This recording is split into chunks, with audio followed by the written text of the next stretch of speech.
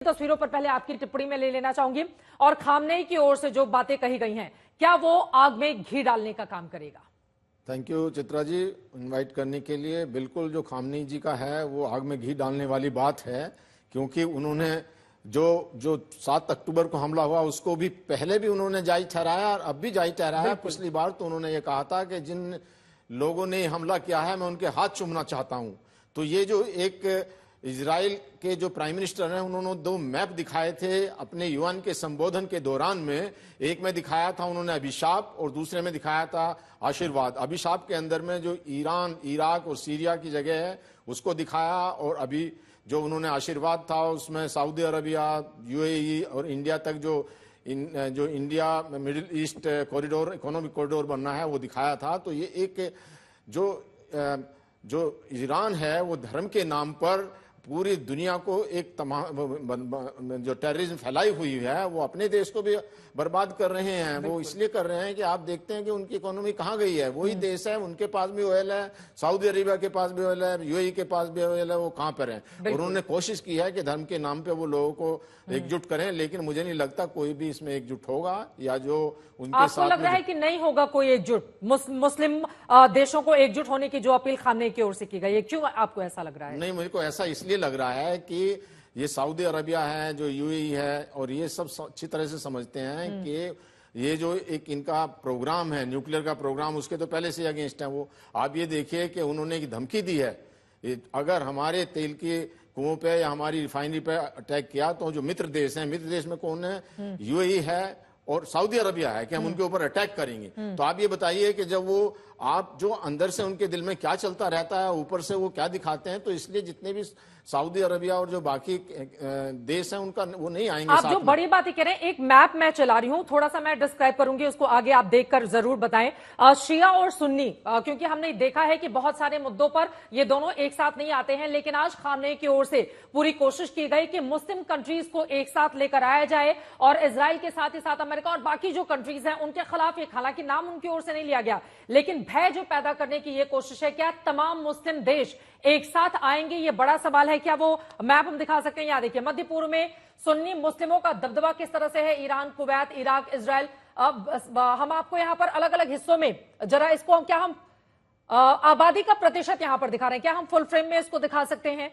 Full frame में दिखाएं, अगर थोड़ा सा विजुअल बाद में दिखा पाए। मध्य पूर्व में सुन्नी मुस्लिमों का दबदबा किस तरह से है, ये आपको अलग अलग हिस्सों में कलर के हिसाब से हम आपको प्रतिशत दिखा रहे हैं। आप देख पा रहे हैं कि जहां पर लाइट येलो है 5 से 20%, जैसा कि तस्वीरों में आप जहां पर सबसे ज्यादा डार्क है ईरान में, यहां पर देखिए, मैं चाहूंगी कि अगर आप इसको डिस्क्राइब कर पाए। मध्य पूर्व में सुन्नी मुस्लिमों का दबदबा है, दूसरी तरफ शिया है, क्या वो एक साथ आ सकते हैं? यही सबसे बड़ा एक साथ नहीं आ सकते। शिया जो है वो इराक में है, बहरीन में है, अजरबैजान में है, वो इससे बिल्कुल भी एक साथ नहीं आएंगे।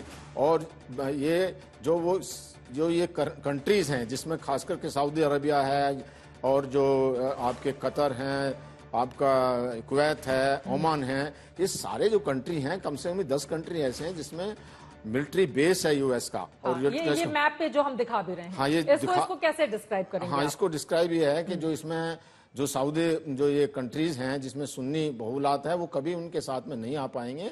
ये इनकी एक नाकाम कोशिश है और वो एक धर्म के नाम पर लोगों को बरगला रहे हैं, जो कि वो बिल्कुल उचित नहीं है। और जहां तक आप ये देखिए, यही ईरान है 1979 से पहले जो ईरान और इजराइल के संबंध बहुत अच्छे थे। जब से जो इस्लामिक आयतुल्लाह खुमानी की जो रिजीम आई है उसके बाद में सारे ऐसे संबंध हुए हैं। और जो बैरूत में को कहा जाता था कि ये एशिया का पेरिस है, तो ये सारा जो है जिहादी मानसिकता से इसको खराब किया गया है। अपने लोगों को भी इन्होंने जो है उनके ऊपर भी अत्याचार किए जा रहे हैं, वो खुद डिवाइडेड है। और तो और जो पेजिस्कियन है वो मॉडरेट विचार के हैं, उनकी और खामनेई की भी बात नहीं बनती। आपको ये पता होगा कि जब खामनेई ने कहा कि अटैक करो पेजिस्कियन से, तो पेजिस्कियन ने कहा कि नहीं, ये समय नहीं है। तब खामनेई ने ये कहा कि अगर हम अटैक नहीं करते तो हमारे ऊपर अल्लाह का कहर आ जाएगा। आप बताइए, इसी तरह की जो है गुमराह करने वाली बातें कही जाती हैं, हाँ। उससे कोई फायदा नहीं है। लेकिन वो अपनी तकरीर में इस तरह की बातें, मतलब आज अगर उनको गौर से सुना जाए तो कुछ इसी तरह की बातें आज भी, शब्दों का हेरफेर उसमें जरूर हो सकता है, कहते हुए नजर आए। अब मैं सीधे रुक कर लेती हूँ प्रोफेसर आसिफ रमीज जी का। जो बातें स्टूडियो से उठी हैं, आप उससे कितना इत्तेफाक इत्तेफाक रखते हैं? और क्या वास्तव में ऐसी कोई परिस्थिति बनती हुई दिखाई दे रही है खामनेई के आज की तकरीर के बाद कि मुस्लिम देश एक साथ आ जाएं, शिया सुन्नी अपने बीच चल रही कटुता को भुलाकर, चूंकि उनको इजराइल से लड़ना है, इजराइल के समर्थक देशों से लड़ना है, तो वो एकजुट हो जाएं? ऐसी परिस्थिति क्या बन सकती है या आपको भी नजर नहीं आती है? चित्रा जी, मैं सबसे पहले बताऊंगा, आपका जो पहला सवाल था कि जो बातें स्टूडियो से उठ के आ रही हैं, मैं वहीं से आता हूं। जी। देखिए, स्टूडियो में बहुत सारी बातें उठी और हम बहुत ही सेंसिबल लोग हैं जो डिस्कशन कर रहे हैं, पढ़े लिखे लोग चीज़ों को समझते हैं। हमने ये समझा और पाया और मुझे लगा कि हमें बहुत ही बैलेंस्ड बात करनी चाहिए। हमें देखें वन साइडेड या नैरेटिव के हिसाब से बात नहीं करनी चाहिए। बैलेंस का मतलब है कि इतनी देर के डिस्कशन में, ठीक है, मैंने ये सुना कि वहां पे 7 अक्टूबर को जो हुआ बहुत गलत हुआ, मैं उसकी निंदा भी करता हूँ। जो तस्वीरें आई उसको बिल्कुल कंडेम करता हूँ। जो हुआ वो नहीं होना चाहिए, लेकिन 7 अक्टूबर से लेके आज तक इस पूरे डिस्कशन में मैंने ये नहीं देखा कि किसी एक सज्जन ने हमारे साथ ये कहा होगा कि फलस्तीन के अंदर या गाजा के अंदर जो 40,000 से ज्यादा मासूमों की जाने गई, बच्चों की जाने गई, सब तो आतंकवादी नहीं है। और जो यूनाइटेड नेशंस ने कहा या जो बातें दुनिया देख रही है, कर रही है, और हमारे एक सज्जन ने, माननीय सज्जन ने ये भी कहा कि इजराइल जो है 1947 में उसका अस्तित्व में आया, 48 जो भी कहें, और उसके बाद सैल्यूट कर रहे हैं हम लोग। ठीक है, बिल्कुल करें, आपका ये राइट है, लेकिन आप अगर हम बैलेंस बात करें, थोड़ी सी हम अगर चिंता उन मासूमों की भी कर ले, थोड़ी सी हम इनके हिस्ट्री में अगर जाए तो बहुत लंबा डिस्कशन हो जाएगा और बहुत हम ज्यादा उसमें जाना नहीं चाह रहे। लेकिन अगर कहीं ना कहीं हम सब इस चीज को जानते हैं, हमारा मुल्क भारत भी इस चीज को कहता है कि हमारे फलस्तीनियों के भी साथ है, गाजा में जो हुआ है उसके भी साथ है, पीस को हम पसंद करते हैं। और हम सिर्फ अगर वन साइडेड बातें करते रहें और अगर हम कहें कि सिर्फ इजराइल में ये हुआ वो हुआ, नहीं होना चाहिए,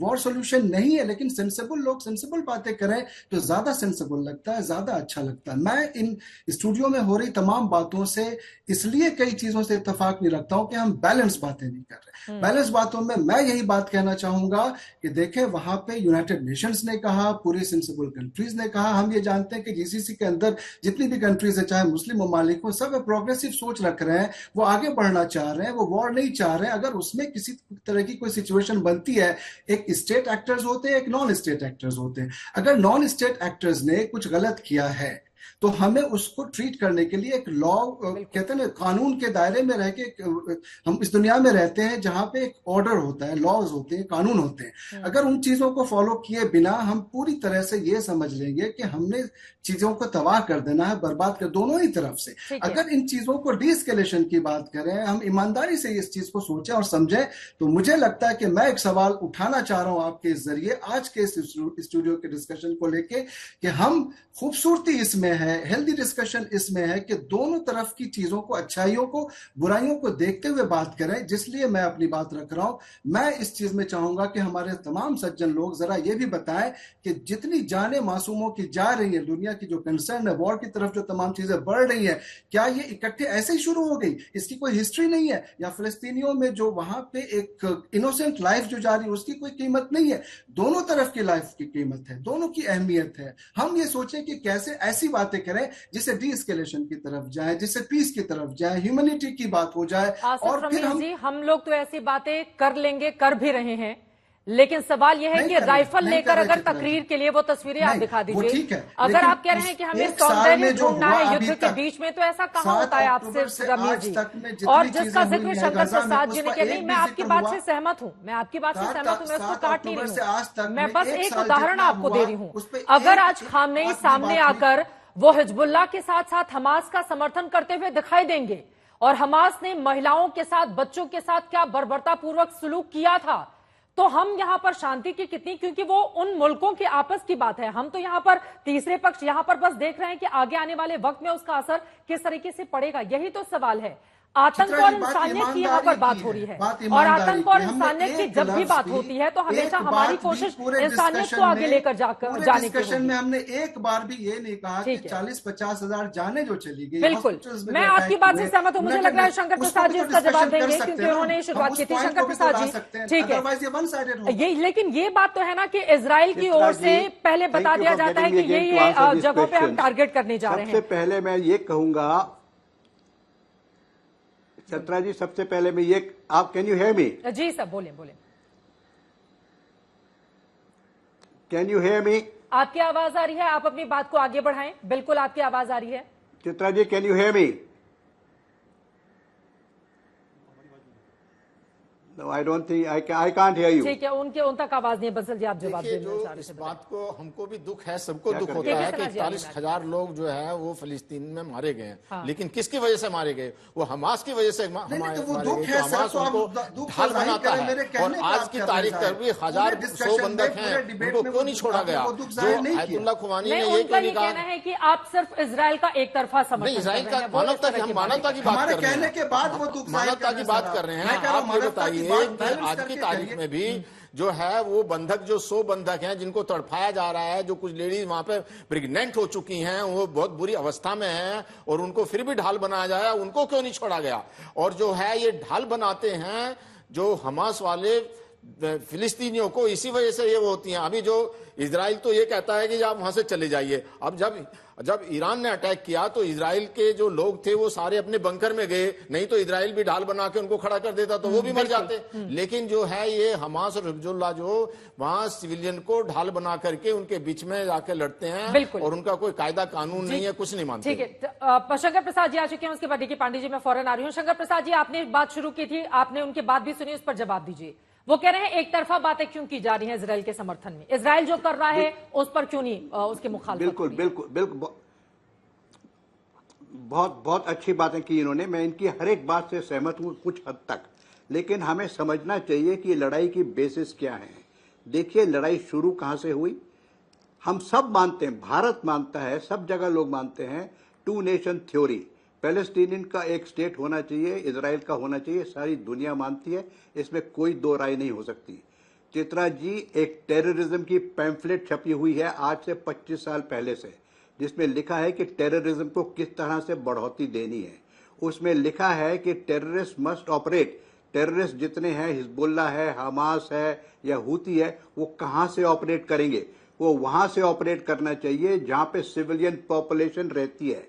आपने गाजा में देखा, आपने पैलेस्टीन में शुरू लड़ाई में देखा कि जितने इनके हेडक्वार्टर्स हैं, कम्युनिकेशन सेंटर्स हैं, जितना इनका टनलिंग है, वो सब पॉपुलेटेड एरियाज में है।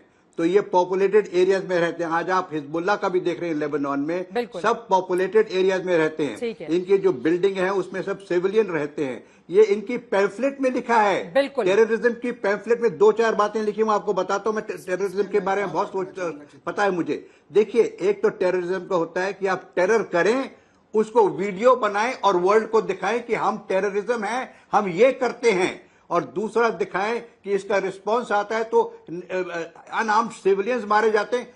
मारे जाएंगे, गलती किसकी है? कहां ठहरे हुए ये? मारे जाएंगे। Front line Indian army versus की जा रही है कि विरोध नहीं करा रहा है। देखिए, नाराज मत होइए, नाराज मत होइए। मैं आपकी भारत ने आतंकवाद की निंदा की है और अभी यूनाइटेड नेशन की बात की जा रही है। UNRWA जो है ये बता रहा हूं, वो गाजा पट्टी में क्यों उन्होंने जो है स्कूल और हॉस्पिटल का सहारा दिया? यूनाइटेड नेशंस पे भी प्रश्न चिन्ह लगाया। गुतरेश को क्यों बैन किया गया? क्योंकि यूनाइटेड नेशन ने एक बार भी भर्त्सना नहीं की कि जो 7 तारीख को हुआ, 7 अक्टूबर को हुआ, वो गलत था या सही था। और आज जब खुमैनी साहब ने बोला तो क्या वो नहीं बोल सकते थे मानवता के आधार पर क्या हमें क्या करना चाहिए? उन्होंने और उसमें घी डालने का काम किया। इसलिए जो है आपको ये लगता है गलत है और आतंकवाद की निंदा की जा रही है, किसी मानवता के आधार पर नहीं कोई प्रश्न किया जा रहा है। बाकी जो रिएक्शन आ रहे हैं वो धार्मिक आधार पर है, वो बिल्कुल सर, ये बड़ी बात है आप कह रहे हैं।